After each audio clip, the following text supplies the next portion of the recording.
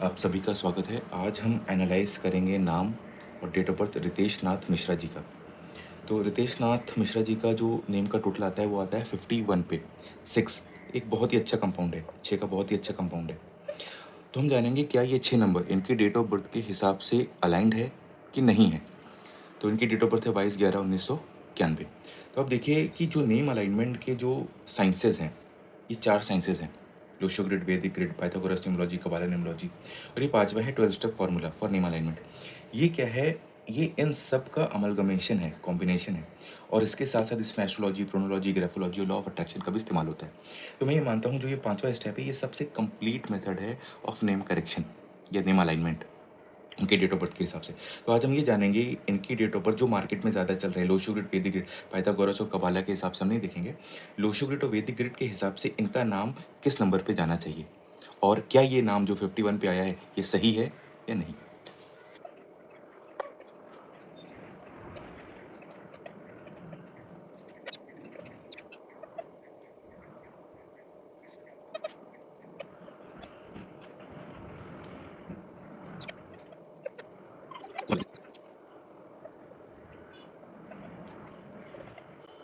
तो देखिए ये है हमारी लोशो ग्रिड। अब लोशो ग्रिड में बर्थ नंबर यानी मूलांक निकाल लिया, डेस्टिनी नंबर यानी कि भाग्यांक निकाल लिया। कुआ नंबर क्या होता है? 11 minus total of year of birth. अगर मेल है तो 11 माइनस होगा ईयर ऑफ बर्थ से, अगर फीमेल है तो 4 प्लस होगा। तो ये हमारी ये स्टैंडर्ड हमारी लोशो ग्रिड है।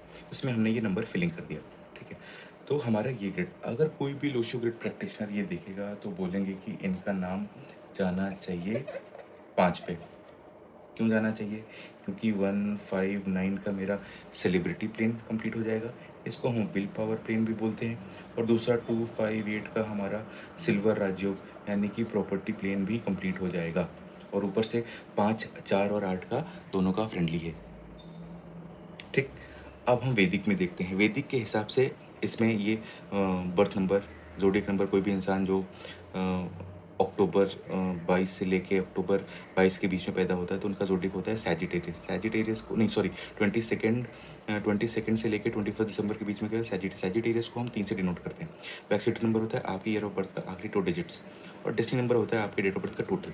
तो ग्रिड ऐसे बनती है स्टैंडर्ड वैदिक ग्रिड है 319675284 और ये हमने फिल कर दिया। अब देखिए इस ग्रिड में मैं इश्यूज़ दिखाता हूँ क्या क्या इश्यूज़ है। 9-4 का बंधन योग है। बंधन योग काफ़ी सारे इश्यूज़ देता है। इसकी रेमेडी करनी पड़ेगी, हमें 5 को एक्टिवेट करना पड़ेगा। 1 और 8 का पितृदोष है, इसके लिए हमें 7 को एक्टिवेट करना पड़ेगा। 284 का काल सर्प दोष है, बहुत प्रॉब्लम देता है ये नंबर, बहुत प्रॉब्लम देता है, बहुत इश्यूज़ आते हैं। तो ये 3 रेमेडीज़ आपको करनी ही पड़ेगी। तो नेम किस पे जाना चाहिए? तो हम बेटर है नेम या तो 5 पे ले जाएँ या तो हम 7 पे ले जाएँ। सबसे बेटर होगा नेम को 5 पे ले जाना। 5 पे ले जाने के साथ-साथ इसमें राजयोग बनाएँगे फॉर सक्सेस एंड मनी, ठीक है। बहुत से लोग बोलते होंगे ना कि नाम बदलिए, किस्मत बदलिए, हाँ, वो सच है। लेकिन नाम बदलने के साथ-साथ ये रेमेडीज़ भी करना बहुत ज़रूरी है, जैसे अपना पितृदोष का, काल सर्प दोष का।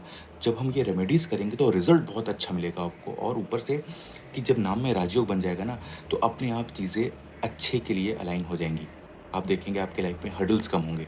तो ये नाम को हम डिज़ाइन करते हैं 12 step formula for name design, उसके हिसाब से हम नेम को डिज़ाइन करते हैं। तो नेम हमारा मेरे हिसाब से तो 5 पे रखना चाहिए। तो देखिए 5 पे वैदिक के हिसाब से भी जाएगा और 5 पे लोशु के हिसाब से भी जाएगा। तो यहाँ पे लोशु मेरा काम आ गया।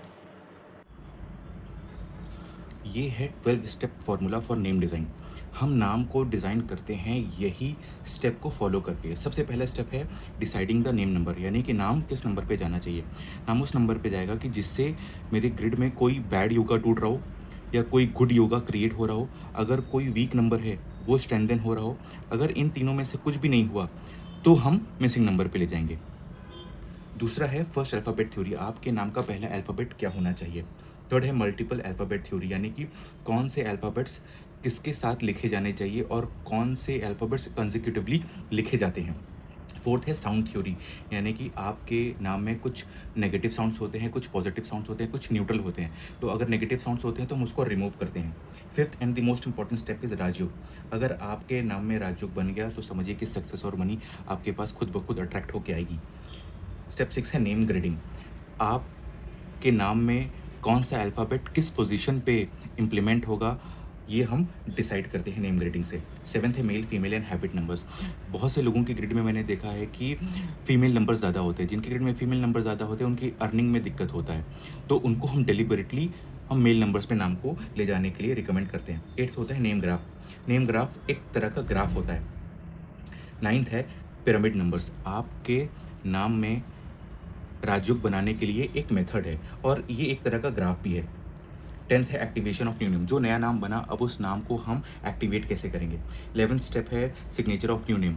सिग्नेचर में जो नया नाम बना, हम उसको सिग्नेचर से प्रैक्टिस करेंगे, लेकिन सिग्नेचर में भी कभी कभी आपके नेगेटिव पैटर्न्स होते हैं, तो हम आपके सिग्नेचर में पॉजिटिव पैटर्न्स और मनी पैटर्न्स को क्रिएट करते हैं।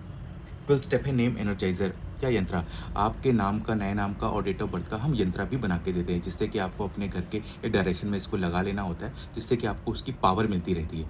तो देखिए, ये 12 स्टेप का फॉर्मूले को इम्प्लीमेंट करने के लिए मुझे किन किन चीज़ों की नॉलेज होनी चाहिए, तो ये मैंने राइट हैंड साइड पे लिखा है। किस चीज़ की नॉलेज मुझे होनी चाहिए? एस्ट्रोलॉजी की नॉलेज होनी चाहिए। सेकंड, लोशो ग्रिड की नॉलेज होनी चाहिए। थर्ड, वैदिक ग्रिड की नॉलेज होनी चाहिए। फोर्थ, पाइथागोरस न्यूमरोलॉजी यानी पाइथागोरस ग्रिड की मुझे जानकारी होनी चाहिए। फिफ्थ है साउथ इंडियन न्यूमरोलॉजी की जानकारी मुझे होनी चाहिए। साउथ इंडियन उस काम में आता है, मान लीजिए कोई इंसान हो, उसको नहीं पता कि उसका डेट ऑफ बर्थ क्या है, लेकिन उसका नाम है, उसको करेक्ट कराना है, तो हम साउथ इंडियन न्यूमरोलॉजी का इस्तेमाल करते हैं। 6th है कबाला न्यूमरोलॉजी, जिससे हम राज्यों क्रिएट करते हैं। 7th है मेडिकल न्यूमरोलॉजी। आपके नाम से हम कभी कभी ये भी डिसाइड कर देते हैं कि कौन से मेडिकल इश्यूज़ आपको हो सकते हैं, तो अगर ऐसा है आपके नाम में तो हम उसको रिमूव कर देते हैं। 8th है कैल्डियन न्यूमरोलॉजी। कैल्डियन न्यूमरोलॉजी कुछ नहीं है, जो अल्फ़ाबेट्स की न्यूमेरिकल वैल्यू है वो डिसाइड करता है कि उसी को हम कैल्डियन न्यूमरोलॉजी बोलते हैं। 9th स्टेप है प्रोनोलॉजी, यानी कि आपके नाम में जो भी साउंड्स होती है वो स्टडी ऑफ साउंड्स है। ग्राफोलॉजी, यानी कि आपके जो हैंड राइटिंग में जो पैटर्न्स बनते हैं, study of the patterns in hand writing is known as graphology. 11th step है लॉ ऑफ अट्रैक्शन। ये सभी जानते हैं, आप गूगल भी कर सकते हैं कि लॉ ऑफ अट्रैक्शन क्या होता है। ये इन सारी चीज़ों का नॉलेज होने के बाद तो आप ये 12 स्टेप का फॉर्मूला इम्प्लीमेंट कर सकते हैं। और बिलीव मी, अगर एक बार आपके नाम में राजयोग बन गया तो there is no looking back. और मार्केट में सिर्फ और सिर्फ आपको लोशो ग्रिड बताएंगे, मिसिंग नंबर है, नाम रख दीजिए। नाम बनाना इतना आसान नहीं होता। इसमें कम से कम, अगर मेरी किस्मत अच्छी हुई तो हो सकता है 2 घंटे लगेंगे, नहीं तो कम से कम 2 से 4 दिन लग जाते हैं नाम को एक लकी नेम में बनाने में।